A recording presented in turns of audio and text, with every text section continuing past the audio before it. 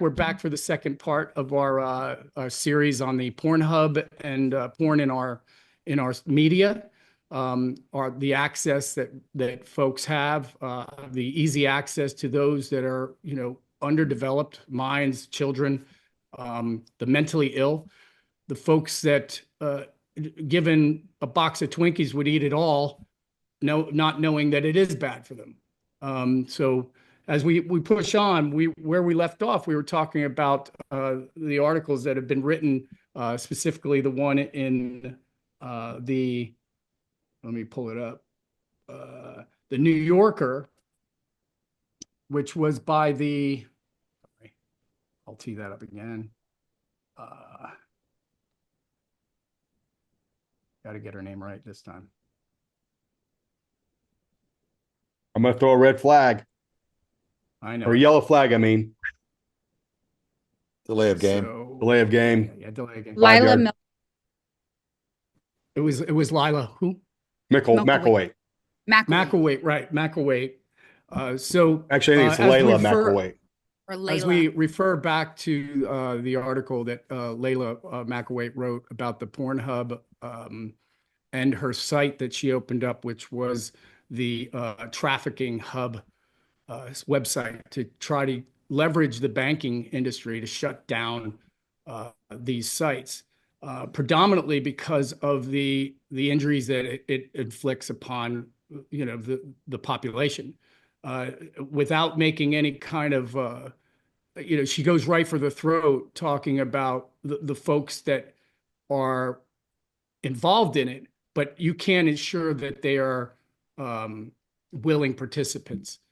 And so that drives us right into the point, is that is there a possibility of having a responsible industry of porn for the masses, legalized, unchecked, sharing First Amendment stuff?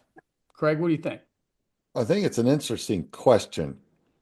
Looking back on my life and my perspective, and it changes as we grow and gain experience, right? So in my younger years, I looked at, let's take the aspect of prostitution, and porn's in the same category. I looked at it as women being independent contractors and choosing to sell themselves for money. And I thought, well, there's no victim, so I don't see a problem with it.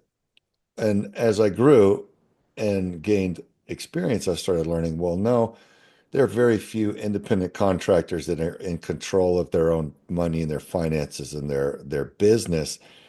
There's always an abuser. There's always a pimp involved. There's always somebody shaking them down, and there's an abusive situation. And who does that with themselves when they are healthy and morally and have the self-esteem that they really should? And so the more I learned, the more I realized there's really nothing good coming from this whatsoever. And if you look at the industry of pornography, while there are a lot of people making money, look at all the victimization of it. Look at all the people that end up in drug abuse and destitute, and look at the humiliation involved and the blackmail. And so it's really a dirty industry. And I think it's glamored up because they put a lot of lipstick on that pig, the industry. And it's something that where I see, and I don't want to oversimplify, but at the end of the day, there is behavior that is productive, that brings good, and there's behavior that brings bad. And I don't care what your background is. If you did a deep investigation of the porn industry, you would come out with the result that this is clearly a harmful industry. There's no good in it because that behavior leads to something bad. It leads to sickness and death. And a lot of labels you could put on it, but that's the basic, most simple observation of it. So can there be greater protections for the people? Yes. Can there be a responsible industry of harm? I don't think so, because ultimately it brings harm. How do you bring harm responsibly? Um, it's just not something that I see being able to be reconciled. So that's my observation of that. That's my view of it. I think anybody that has the experience and the education on it would arrive at that same inevitable conclusion. Hey, this leads to destruction. And Right. so, what do we need to do? Because humans are greedy and they're going to run with the ball as far as they can. They're going to rake in as much money as they can unless somebody stops them and until somebody stops them. So, it's not a free speech thing when it's something that's so abusive and brings about so much harm. So we have to gain controls over that. Although I'm all about freedom and liberty, when there's something that's a rampage, a destruction on a society like that, that degrades the moral fabric and leads to an avalanche of other destruction, then it does have to be addressed. And we have to make some very wise decisions on how that's managed. Right. Elizabeth, I remember you talking about, well, one, you brought this subject up and it really has kind of seeded, my imagination of kind of taking, all right, if I had to lawyer either side of this. And as Craig said, you really get to a place where, the protections that they're seeking, when you legitimize a business, you give it protections. And as you brought up earlier, really the protections are the problems because if you legitimize this industry and you say you're protected by law, it will in fact make it harder for us to ensure that they're doing their job correctly because they can say it lends a bit of plausible deniability. What is your thoughts about that? So for me, like you said, this was like a whole rabbit hole going down the whole thing in general, and they do have plausible deniability. But tell me, why is it harder to go buy a car than it is to download a porn video? You're telling me I Mm, can go show all of this stuff. I have to bring my life and sign my life away for that, and they can make sure I say I am who I am. But you don't do that with the video and with the people in the video. I don't agree with porn. I'm with Craig. Like, I think it destroys family. I think it destroys lives. Like, people that are being caught being pedophiles say that this is where it started, like, and it destroys relationships. And people can argue otherwise, but when you're bringing other things into your home in general, it's not good for anyone. It's not good for your kids. You're not right, leading by doing that and showing them how you treat your spouse, how you treat your partner by doing this. But as right, far as that goes, I think that they could do things. I think everybody in the video should have to talk like before it even gets uploaded. I think they should have to show IDs. You're telling me I can apply for a credit card and you're going to check everything about me. You're going to check and make sure I am who I say I am. But you can't do that and shouldn't do that on a video because it takes away people's right for freedom. But what about the people in the video? Who's protecting them? mm, It's like when you go to court, who's protecting the victim at that point? But I think that right. there are things that they could implement.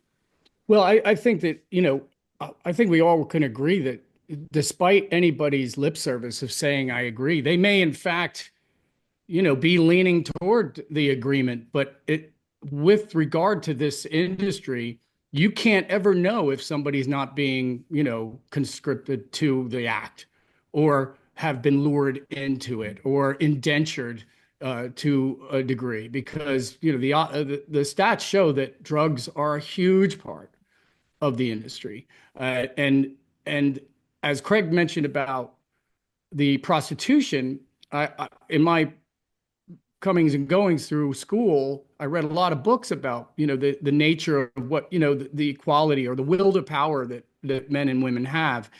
And one of the articles talked about that in a world where there was such disparity between what they could earn, and being a stay-at-home mom or whatever biopsychosocial problems that they were suffering, that their ability to earn money on their back was, a prerogative, as Craig alluded to. But, it's I don't think it's a first cause kind of thing. I don't think that people wake up and go, it may be something that you need to do, but I don't think that, anybody could say, well, they said they wanted to do it. Okay. Right. But then why is the suicide rate tremendously high of porn stars? Tremendously high. They have a website that's suicide and porn stars, and it's just littered with it.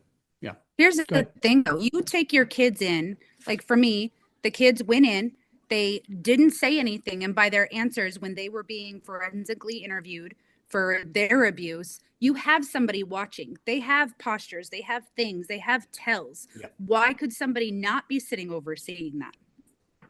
Right. Why would that? But why should they have to? Really think about if that was your job, to have to day in, day out process porn for its legitimacy. I mean, because wow, what is the turnover of that job? It's and that they're like Craig. We're talking about independent contractors. These people aren't sitting in an office. Yeah, they're trusted sources, peer reviewed, blah blah blah. But I'll put this to Forrest. It's like, think about if you had a company where you only murdered one person a year, where, oops, this was negligent homicide. You can't have it. And there's no way you can ensure 100% that children aren't involved. You can't go back and look through the millions of videos from the prior to the internet that have been uploaded. There's no possible way. So is it responsible to say, okay, with a standard error of measure, we're just going to, not shut them down? I mean, it's still child pornography. It's still available to people on the internet. What's your thoughts for it? Well, a couple things. First, we make legislation for the minority numbers. Okay. You have, and that kind of complicates the situation. All right. And here, if you look at this article and if you look at this Pornhub, they circle the wagons. Whenever somebody sues them, first of all, they didn't, it appears that they didn't do their due diligence on those that were complaining about their own images. In my mind, let's just say that I agreed to it on that day, but a month later, I wanted it pulled off. And we've convoluted the system to where there are people that when their content gets out into the open, they have no control over. And so what does a company do? They circle the wagon. It gets into a legal battle. And so instead of saying, hey, let's try to do something that's right, we get into a legal battle. But if we argue, hey, we're trying to mitigate this by doing this, and that may be all good, but what you're not doing is you're not addressing those that get past the goalie. So that's where I think we struggle, where our society doesn't just say, hey, enough's enough. We can't keep doing this, because no matter what, that line, that boundary keeps moving further and further. We're competitive by nature. I always equate this to kind of like that movie Jackass. Okay. And my son wanted to watch the movie Jackass. I did not want to see that movie, but I went with him because I knew I wanted to make sure he understood in context, what that meant to do some of those things. But one thing I notice is every time somebody does something, somebody wants to outdo them. In the porn industry, I think the same thing. If you look at, once you've satisfied or once you've intaken or partaken of X, you want X plus and X plus plus. Where does it end? And so freedom of speech, what is this? It's kind of weird to me that this falls under freedom of speech. I can understand the argument to some degree, but this isn't, hey, I'm speaking about my government. If you go back to, or I'm speaking against the king, right? That was the origin of freedom of speech. How did, I can blast porn wherever I want, fall under that?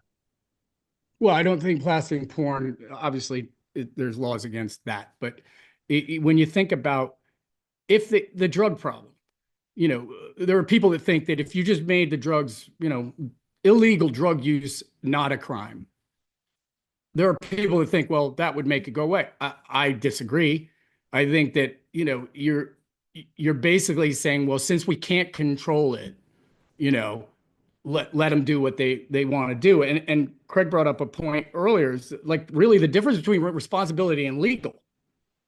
The difference between you can do something or should you, right? Which is the nuance of being an adult or a leader, a parent, definitely, right? A true, core parent. And we're living in a time where, really it's most, I hate to say it, but hedonism, call it Satanism, is there. It's I do what I will do. And it's almost worse that people who may be a bit abiding the rules, right, are just saying that it's not my business. What do you think, Craig?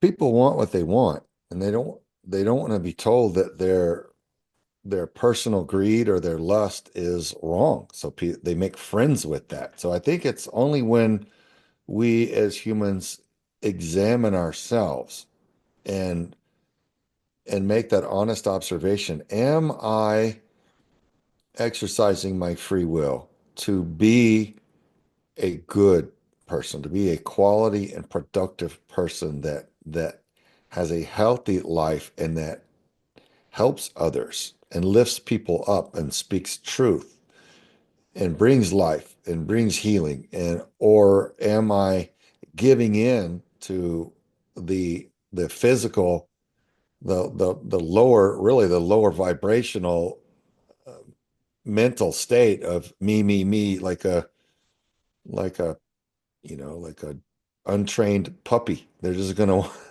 they're just do what they do, Right, and it's natural. I just want to take, and what right, happens when we do that? Well, you could use the rock and roll lifestyle as an example of that. If you exercise your greed and you chased after that, well, indefinitely, what does that look like? How does that end up? We can make, thousands of case studies easily on that and see that's not what's great. I love chocolate cake. I'm not going to eat it every meal of the day because I'm going to get sick and my immune system's going to get wrecked. Just because something feels good doesn't mean you need to right, do it, right. especially not all the time. And so, whenever you have these addictive behaviors like that, people want to make friends with their sin, with their dysfunctional behavior because it feels good in the moment. It's that instant gratification syndrome. And I think it's when we decide to be better that we have to examine and go, you know what? I'm going to exercise my free will to be who I choose to be, to walk in a more controlled power than my low vibrational lust and greed that would drive me into dysfunction and ruin. So it's really about being mature. It's about adulting and realizing, you could look at the data, you could look at it scientifically. Okay, that Sure. the logic leads to sickness and death. I don't want to go that way because I'm a practical, logical guy. Or you could look at it from a little higher perspective and say, hey, look, man, there's something very beautiful to um, journey toward in this world and beyond. And I'm going to pursue that. And there's a guideline for that. And it gets more and more beautiful the further you go and pursue that. So I think for me, that's how I see it, is that people, boy, they want to hang on to that. If someone hasn't made that personal choice to address their behavior and they're not willing to change, man, it's uncomfortable bringing it up to them. And you're just going to get a face full of teeth and claws from them unless Right. they're ready to hear it or they're ready to examine themselves and deal with it. So I think there's a lot of that to be dialed It's an into. interesting point, is that people will, the amount of guile and energy they'll put in to defend what is obviously broken. Um, it's crazy to me, and I think that definitely for the past 4 years, it has been so difficult to really even listen to these arguments from people that I thought were driving our ship, in the government. And And I've always, as a service member, I recognize there's some real things that, I cared about in the 20 years that I was in the service. And the thing is, it really didn't have to do with who was controlling the button, because you went and you were a part of a team, and that team was the people next to you. But only recently could I look and say the fundamental failures of our government to govern, they've actually made it more permissible for the inmates to break it, whereas like before there were at least some boundaries and some margins that you could be like, okay, this isn't going to happen. We're not going to have nudity, out in the streets. We're not going to have people talking about genitalia like it's a thumbnail, that you whatever, they have really, and Elizabeth, I know that, this is definitely near and dear to your heart, because they've made your job harder while defiling, the weaker, the ones that are just going to be like, well, that's just the way it is. I mean, how do we climb out of that? What do you think? It's so sad to me to think about it in that manner, because really all of that starts at home. Like when you think about what our government is doing to tailor to everybody and what they want and what makes them happy, like you have so many parents now who do that with their own children. There isn't like that love with that accountability, having those hard discussions, being able to be like, no, this isn't okay. This is why. And it's not easy. You just want to make them happy. And when they do something wrong, you have parents that just go to back it up. You're not sitting and asking your child, what is it that you think you did wrong? Like, let's just have a discussion about it. And even being open enough for your kids to be able to have that discussion with you, because none of us are perfect. Like my kids have had to be like, hey, mom, like this wasn't cool. And they'll come talk to me because I can't fix something I don't know I'm doing wrong. Your kids are the same way. And it's your job to be able to teach them to do that. And they're growing up in a society of instant gratification. Everything's about me. Parents just want to make them happy. And the government is doing that for them too. So everybody in their life is giving them everything they want and what makes them happy inside. So then they do stuff like this. And of course, then they have mom and dad backing them up or somebody in their life. So they don't even think what they're doing is wrong. And that's me, like, that's a huge, it's such a battle, because like my kids will come home and be like, well, their parents don't, I'm not their parent. I'm your parent. There is a difference. And having, it's like sorry, go ahead. It's go like ahead. it's like you send your kids out in the world and you hope, that they're safe and that you've prepared them for a real world out there. And we know that it's a dangerous world, but please don't give them landmines to bring back home. Yeah. Don't load their weapon, which they don't know how to use, and bring it home, because there are two, if you look at microcosms, right, there's the world there, and you move out from your home, right, there's the real world that people talk about. But you would hope, and there was a time where like kids, they left the house, they went out and played, but that little world that you lived in called a neighborhood, there were checksums there, right? And when they went to school, there was checksums there. Now, I don't know. I mean, my daughter's pretty smart. That's because we've taken the time to do it. But if I was raising my older children in today, as hard as it was to deal with them, with all of this, they would bring home landmines. I wouldn't know how to negotiate. Forrest, I know you had dealt with that too. In your absolutely. And I will tell you this: I'm sitting here thinking of a story. Craig's birthday party 2 years ago.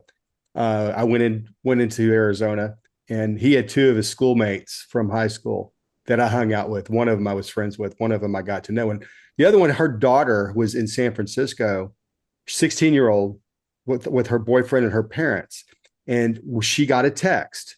And the text was, hey, there's a parade going on.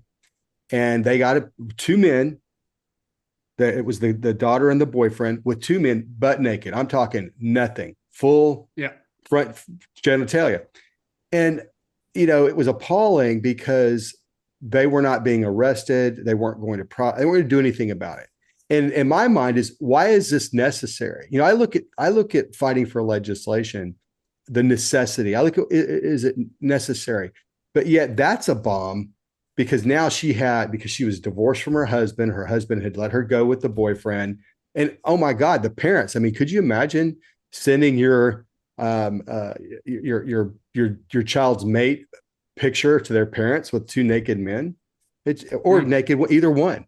It's crazy to me that here's the thing. We work very hard to do what we want to do. If you want something, you will work your butt off. But if something needs to be done or should be done, that's different. Well, sure. I mean, that's the struggle.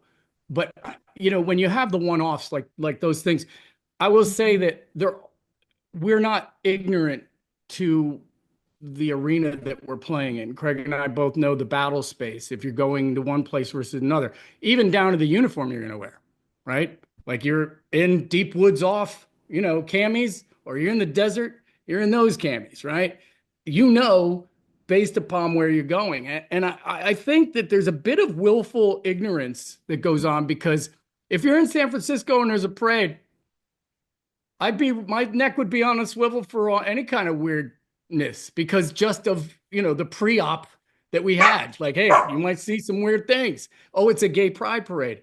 Oh, it's, like, these are kind of the things that I think that Elizabeth talks to very, very clearly. It's like, you can't be ignorant as a parent. You can't have that let's go see a movie that looked good on TV without doing your research. You can't take your kids to a parade when you don't know what the theme is or what the trends are.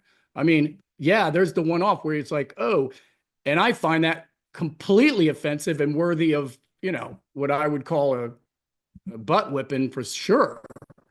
But when the law isn't going to do something, you got to ask yourself, why am I in that room when you have children? And if you can't answer that, then it is your fault in a way. My thoughts. What do you guys think? For me, it's not even just when you have children. I don't have my children all the time. It's called integrity. Like, if you're not willing to be that way all the time, what are you doing? Who are you leading? What kind of human are you being? Like, the no tolerance. It's about no tolerance whatsoever. If I'm not going to do it with my kids, I'm not going to do it for myself either. Like, that's how I am anyway. But I think Forrest is really talking about, like, you should not go to San Francisco because of the weird people, right? You shouldn't live in a cave because, one, how will anybody see your integrity? How will anybody recognize the light that you are, right? I think that the red letters in the Bible, they tell you everything. It's like, be the light. And lights don't speak, they shine. And they shine. And I know this for a fact, that when you're shining, it convicts those that are living in the dark. And they have to make a choice. They have to say, I am convicted by that. Not that you've done it, because our job isn't to convict. We're not to do that. Our job is to just say, hey, I'm walking this way. I'm shining my light. I'm thankful for the air in my body and the gifts that I've been given that I don't deserve, right? But I think that the world is afraid of what might be out there. And parents really they don't have really a lot of options at that. They have to be strong and they have to be willing to point at something and say no. But boy, does the government have to make it so hard? Do the society, as we have seen it, deteriorate? Craig, what do you think? I mean, I know that that's huge for you because you've been touting it since I met you. I mean, look, we both worked in Hollywood, and Hollywood didn't like us for feeling the way that we felt, right? Yeah. It's we shouldn't judge, but we should, like you pointed out, we should shine. We should be exemplars of what is good, and that's a personal journey. I mean, I learn every day, and I see flaws in myself every day, and it's an adjustment. And if I ever do feel critical or judgmental, I look back on it later and I'm ashamed of that because it's not how we're supposed to be. We're not the judges.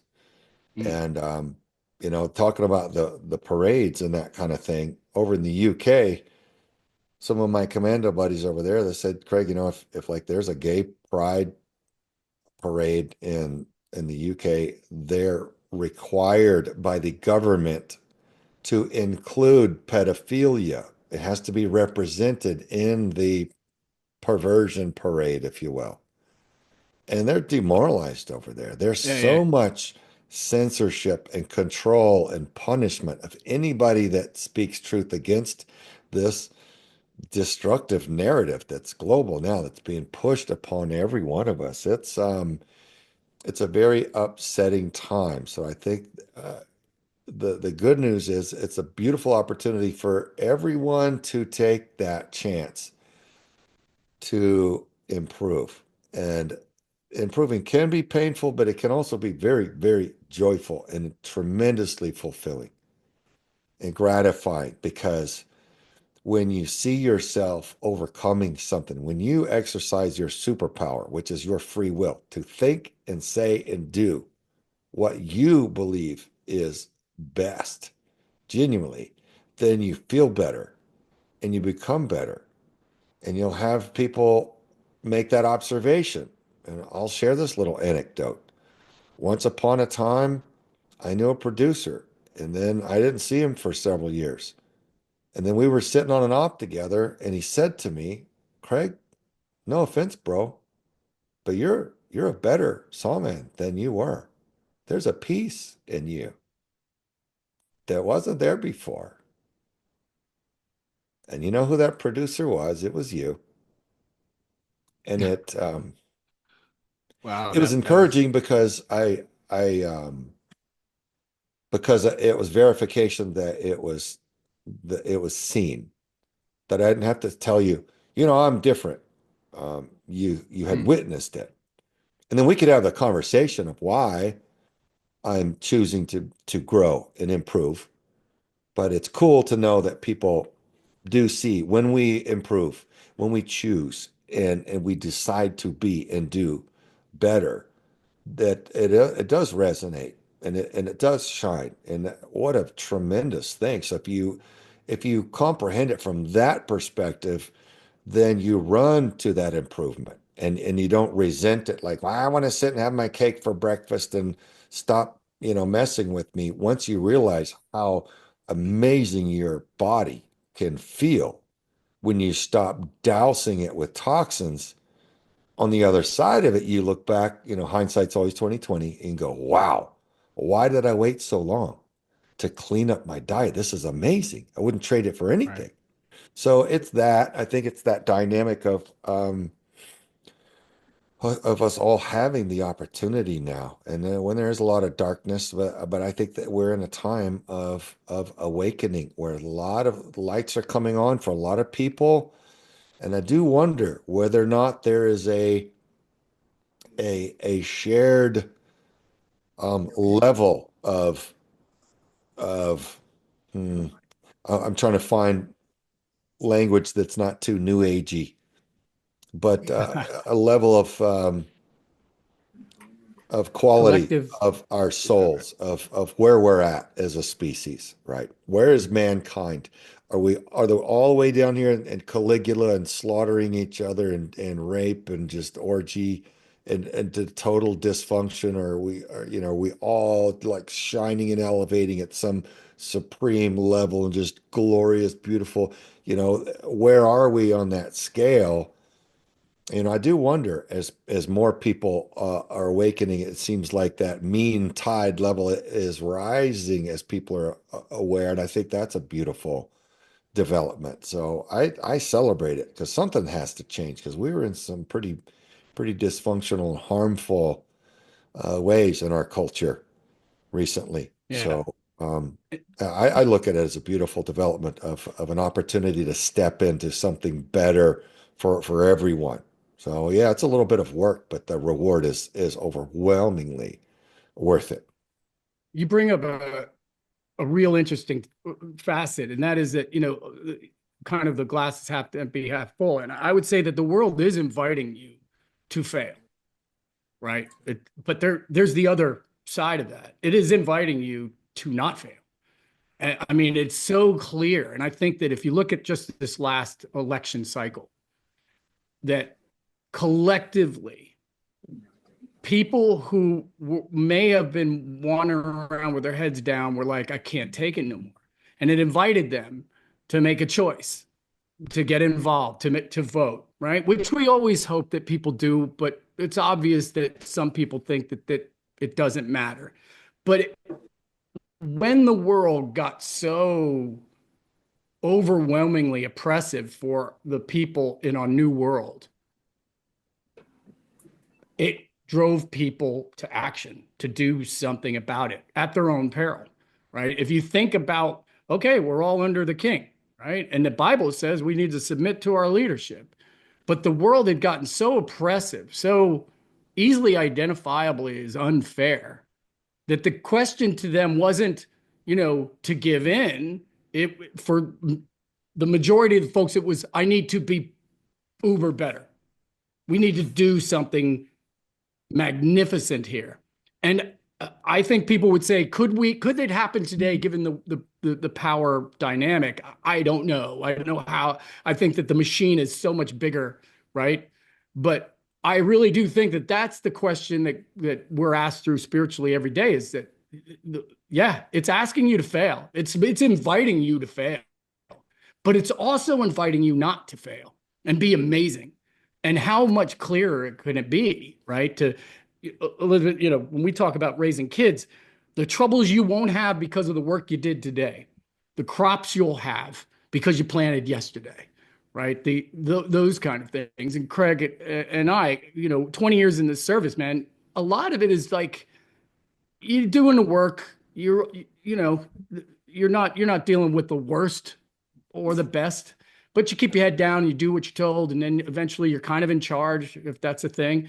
But, when I really think about how hard, it's harder today. It's harder to be a person of value today because no one wants you to stand up. And I find that's why I'm involved in this organization. That's why, Craig, it was so obvious to see that you had been doing the squat thrusts over the years that I had not seen you, because it was just obvious that, that work you put in was bleeding out of you. And then it makes me think, wow, I mean, I guess I should have been doing some more squat thrusts myself, right?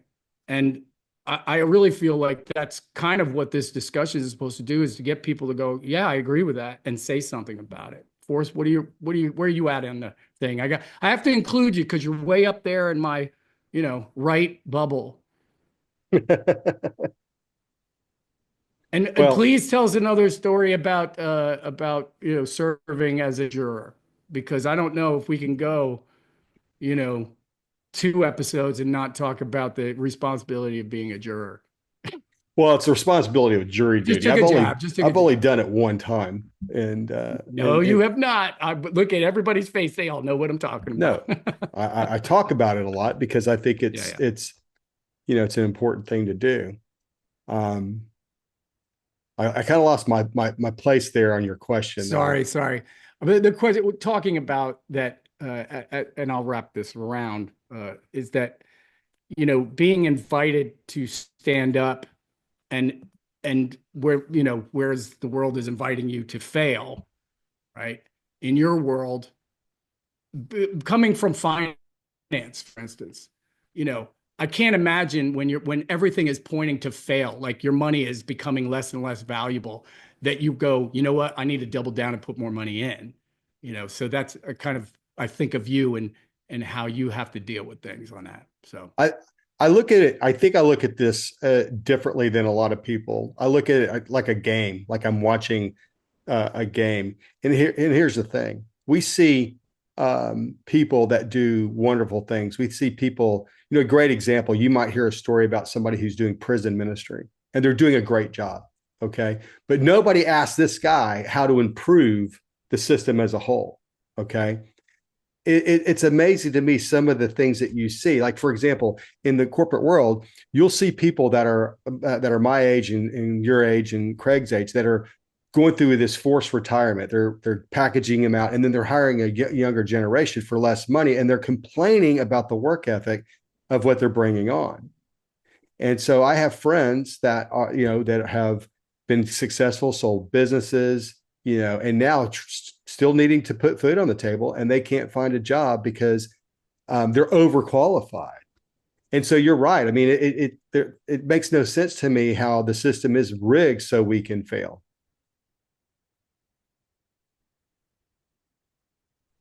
And where do you think? I mean, think about why is that, Craig? Well, like, I mean, obviously we could say it's the fall of the I think man, I actually have some thoughts on that. I think what's happened is if we've moved, if you go 100 years ago, our lives, every one of us, if we were living 100 years ago, it would be about getting through winter. It would be about survival. Everything that we would do would be on our home or our farm, would be getting the house prepared to get through winter. We did not, if you look at the percentage of dopamine that we were receiving in a 24-hour day 100 years ago, it was very minimal. You didn't have spices, you didn't have sugar, you ate food because it was fuel. That's a little bit more than 100 years ago. I think now that we're 50, we might need to adjust that number to 200 years ago. All right, so maybe, but no, I mean, think about it. It hasn't been too far back, and so now it's all about everybody. Look at the biggest decision you make with your mate about dinner. Well, what do you want to eat and where do you want to eat? It's the biggest fight you could ever get into. When I was a kid, when Craig was a kid, probably when you were a kid, when you got home, your mom never asked you what you wanted for dinner. Whatever was served on the plate, that's what you ate. Okay. That's what you ate. And so I think society has moved to this dopamine driven, feel good. I'm only going to do this if it makes me feel good. But if you were a farmer and you're out there hoeing the field and you break your tool, you got to fix it. You can't call Amazon. You can't go online and order it. You got to fix it. So you didn't have time to be messing around. And so I think that's where we've changed. And I wonder, right now we're talking about becoming these fully autonomous systems, and eventually humans are not going to be needed. And what does that mean for society? Well, I feel like that when we're talking about the porn industry, we're talking about these kind of industries that are getting hidden behind protections. And this whole conversation started off with people saying, hey, my content was put up there and I don't want it. And how hard it is for those people to get that taken down. It's against the law. It's obvious. I'm making a complaint. Used to be able to go to the police station, say, my neighbor did this. I want to file a complaint. And you filled out that complaint. And then they would, if it was civil, they did this. If it was criminal, they went out and they investigated. Well, nowadays, the protection is like you have to prove it at the complaint level, and people have just said, well, forget it.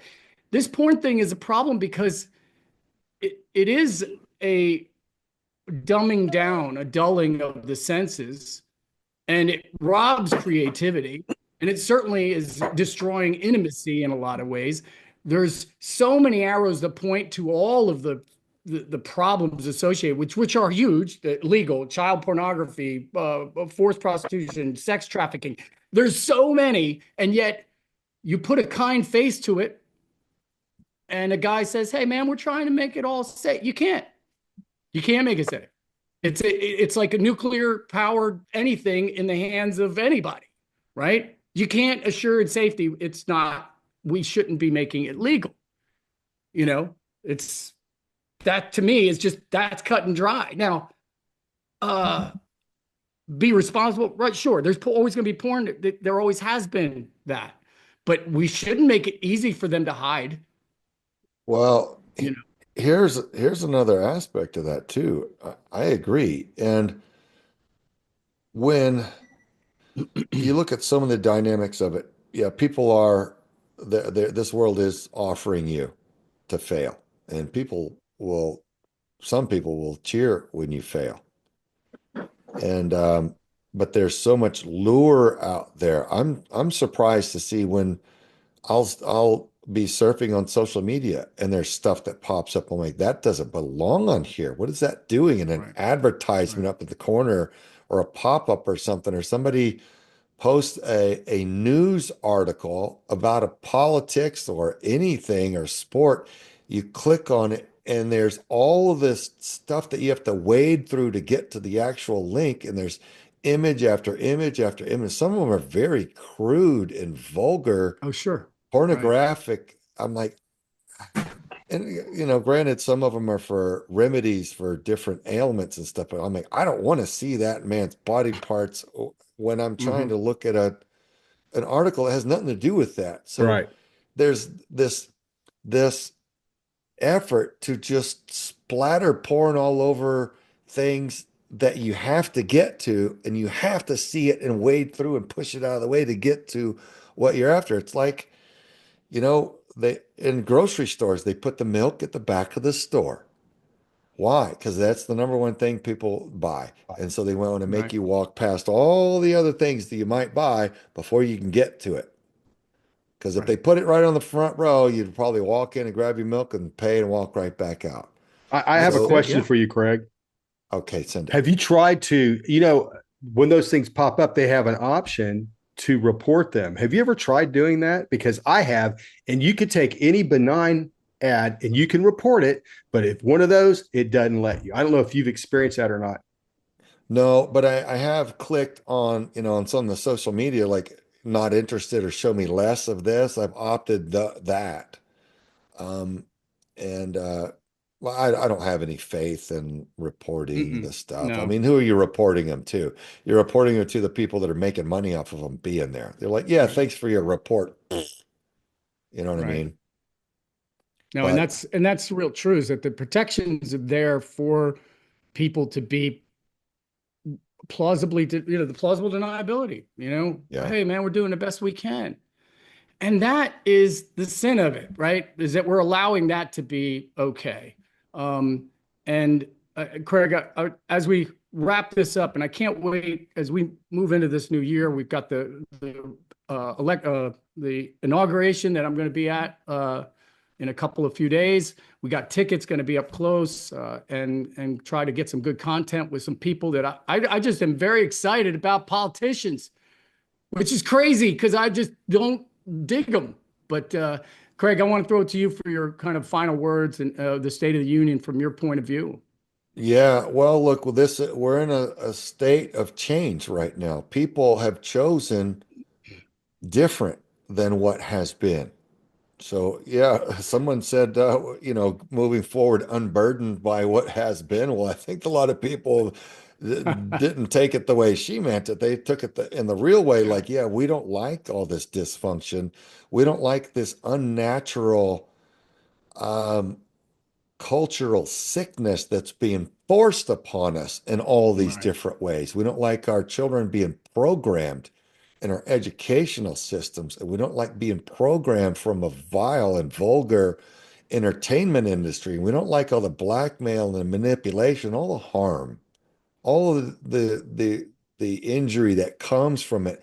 We're over it, and we're finally willing to wake up and get busy and get part of the corrective process and vote in people, not politicians, hopefully, but servant leaders, people that will Right. really work on behalf of the citizens instead of getting into office so they can hook themselves up with bribes and money laundering and Right. corruption. So for that reason, I celebrate this inauguration as well. I hope it goes safely because I think the dark side's desperate, and so let's pray that there's a safe and peaceful transfer of power.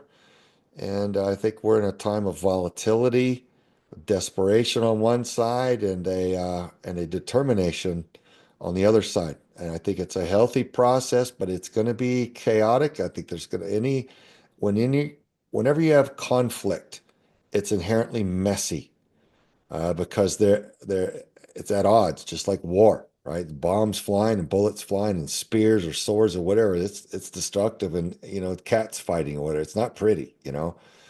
So we're in that, but we're in that for a good reason, because the majority of the people have decided not to sit back and acquiesce to evil anymore, not acquiesce to bullies forcing dysfunction upon us. So for that reason, I think it's really, really a positive opportunity, a growth spurt, if you will, for the American people. And I think it's global. It's not just our nation, Yeah. because we are all part of the same human race and we're dealing with all the same things. So that's how I see it. I'm encouraged. I hope everybody else is, and I hope we'll all take the opportunity to realize our free will is a superpower, and we choose who we are and what influence we have on everything around us. What a beautiful thought when you realize how powerful you really are. All you have to do is choose to be what you respect and value most, and grow it, walk into it and grow into it. And that becomes who you are, because you've chosen that. I think when more people really comprehend that fully, it'll change a lot of things, and it's beautiful. So that's how I see it, and that's the rest of my story. Well, Craig's got to go, and everybody, I appreciate the time that we have. Uh, Again, I look forward to our next conversation. Really lead into kind of the ethics of guerrilla warfare that I want to explore next time that we talk. Craig, see you later, and all of you be safe. And I hope that nothing happens to me while I'm up there. But hey, can't be afraid, right? Elizabeth, I'm going to cut this in. So anyway, just want to get your it's your thoughts for the week from your perspective of the things that we need to be focusing on. So is there some particular way you want me to tee that up for you in the edit? Like, is there one question you want me to ask you to make you look incredibly smart? Well, that's up to you and however you want to do it. I know what my thought is. Well, what's your thought? Because basically in television, the news people, they know what they're going to ask them, makes them all look like they, yeah. So what would you like to be asked specifically about? What my thoughts are going forward, I guess, with Pornhub and looking at the administration and how that affects my children, I guess. Okay. All right. You ready? Yeah. So Elizabeth, given the conversation, this was your topic. You enlightened us all with this and your zeal for it. How do you see this playing out? How do you want to move this forward if it was up to you, if you were the eye in the sky?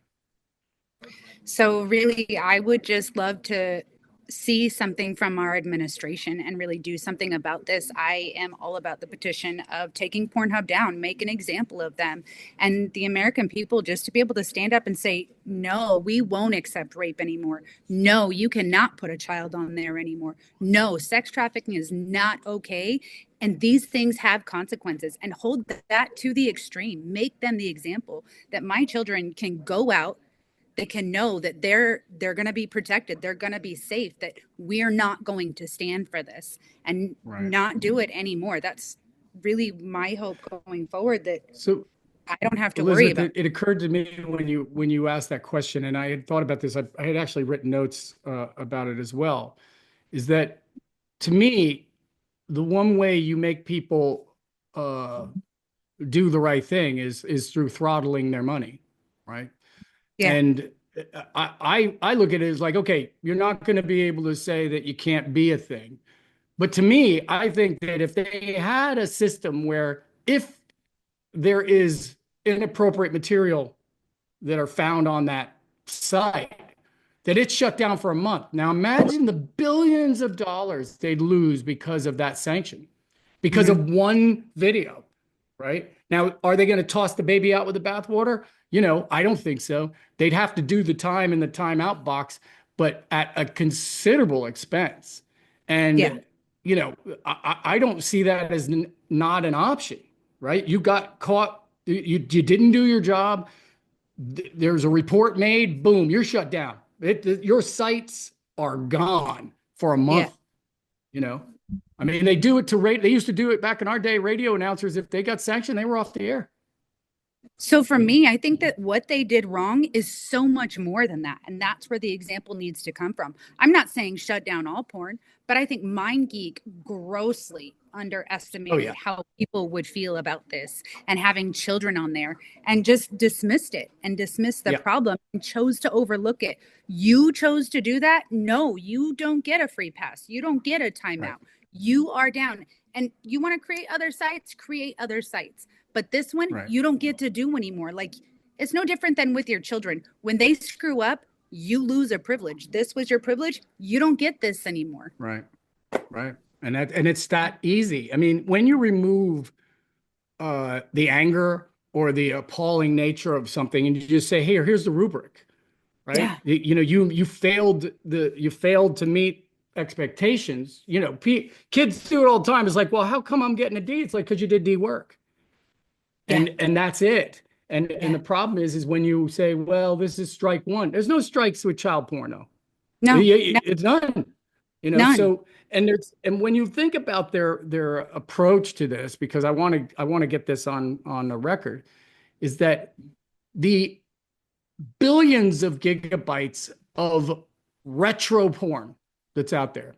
That means I want to masturbate in a time machine and go back to the early days of blah blah blah. That's still available. So how are you going to tell me? You'd have to remove all of that, because you wouldn't be able to verify, and verify is a loose word, like you said. Yeah. So, and we're looking at the machine, and the machine eats. But I think that we still have to say, look, I'm not a person who hasn't enjoyed, the inappropriate before, but I'm not going to tell you it's right. It doesn't make it right just because any reason, So, Forrest, you're the event. Oh, sorry, got it. If this was a single person doing it, and they came in and raided their home, and it was on their computer, what would they do? Everything would be shut down. They would never have another chance. Sure. Industry should not be held standard. Right. And some, people that have been convicted of crimes lose opportunities. For instance, pedophiles are not allowed to have cell phones. Yeah. As a part of their, the sentence. If you get too many DUIs, it's a privilege. Yeah. Right. Now, having a phone is not necessarily something you have to have a license for, but it seems like, as what's his name? The guy that's John Wick said in the Parenthood movies, like, you need a license to drive a car and catch a fish, but any butt-reaming person can be a dad. Yeah. Without qualification. For us, as we move on, we're talking about yours is the events and kind of the B2B, So how do you want to tie your kind of pillar into this discussion?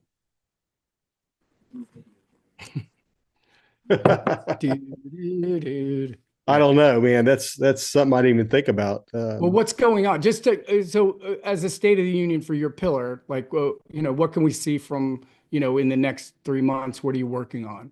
Well, in the State of the Union, in my pillar is we've got to increase the frequency. We have a good message than what we're doing, but we have to increase our frequency and then even do better on the messaging. And what I mean is that people want to see results, okay? And we struggle with getting district attorneys to participate. We struggle to get some law enforcement, on the same page.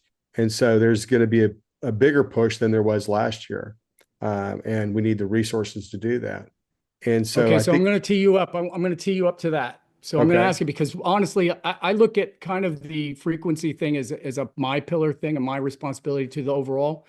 But in your particular thing is that your concern is about, one, is getting people to understand who we are and letting us help, getting DAs. So as you say, as we push forward, we're looking to partner with law enforcement to get more operations, to do more, catch a predator things. And we need more donors. We need folks to hit that donor button and keep us running. Okay? Okay. All right. So I'm going to ask a question again. All right. So Forrest, what's going on in the world of events and the State of the Union for V4CER? So there's a couple things that we need to do. that we're working on. And, I'm the executive director, so I'm kind of the business mind of things. And we certainly need to drive up our donors. There's some positions that we need to add to staff. And so we need the donations to support that. And I'll give you an example. we need to do more operations. And the biggest objective we have with running an operation is getting law enforcement and district attorney in that region or that area to agree to let us run an operation. Surprisingly, we get a lot, significantly more no's than we do yeses, and for various reasons, some of them political. And so we need to share that information. We need to also let people understand how long it takes to get a conviction. Okay. Convictions are hard. There are a lot of people that are out there wanting to catch pedophiles and predators and traffickers, and they do a guerrilla style. And we like the guerrilla style, but they don't result in arrests. And a warrant could take 6 months. It could even take a year. We've seen it take a year for a warrant. And so a lot of the things that we did last year are going to come to fruition this year. And people need to understand this. And I think a lot of people struggle with that. So, kind of that educational thing. If you want us to have quicker results, better results, we need to have leaders that will make it easier or be able to fast track certain types of crime to be prosecuted. So there's another area that we need to work on. Right. And guys, if you're watching this, the bottom line is that this is all a love project for us, for sure. But it takes the donations to keep it going. We are all struggling to, make our efforts matter, to put out the content that keeps people aware of what's going on in the news. We're not all about a state. We're about the world. And when we see things that are going on with regard to protecting children, we're on it. But that takes, volunteers, and it takes folks to just hit the like button and engage, because I guarantee you, if you engage, we're going to engage back. So we appreciate it, and we'll see you next time. Thanks, guys. Thanks. Bye. Have a great day, guys.